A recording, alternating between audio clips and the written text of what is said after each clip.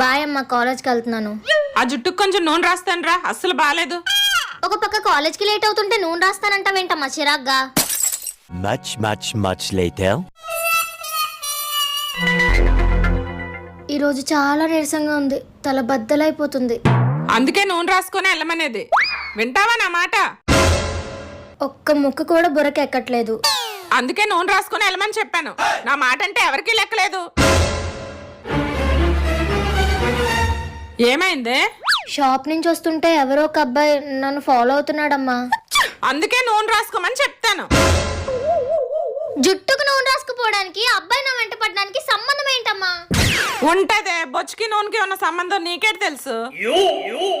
ఇప్పుడు నా మాట వినకపోతే రేపు పొద్దున్న మొగడింటికి వెళ్ళాక అమ్మను మించి దైవం ఉన్నదా, ఆత్మను మించి అర్థం ఉన్నదా?